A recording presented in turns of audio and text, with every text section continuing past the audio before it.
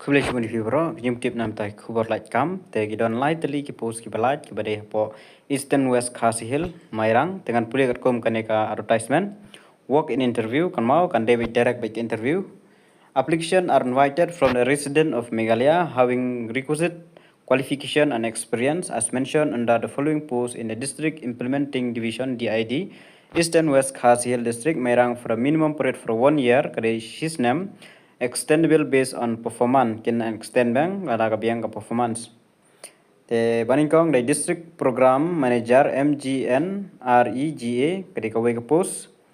Qualification di benda a master degree in rural development, lane agricultural extension, lane social work or PG diploma in rural development or its equivalent from any reputed university institution.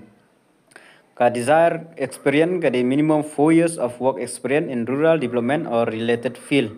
Te kibala dep kibadon kita kilab apply ka tulok ka de arprahajar shibanai. Te kidon ro saki allowance extra te kan khamtam ya kanek arprahajar marne de basic pay per month plus other allowance they can poi ki lipo plus AA la khinlang bat ki allowance. District IT manager PMAY tangkawi ka post desired qualification di benda ke MCA lane BE lane BTech CSE IT ECE. Desired experience minimum of 4 years of work experience in IT e-governance related field kane khat nyo hajar plus allowance they can poi khat pral na 4,000. Technical Assistant MGNREGA Mairang CND Block Way kawai ka post. Desired qualification BTech lane BE in civil engineering from a recognized institution university. Desired experience dan comeback lies name 3 years of work experience in accounts related field katulok kadai R plus allowance te kan pois ka arsan ne lai poro ma antep te kita allowance do kan ai ke age kadai 37 years or below as on 1st January 2024. Kemudian hadu live news name ane hapo ka live news name.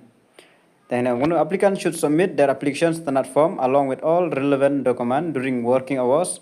The last date of receipt of application is on 24th July 2024. Date of interview will be intimated accordingly.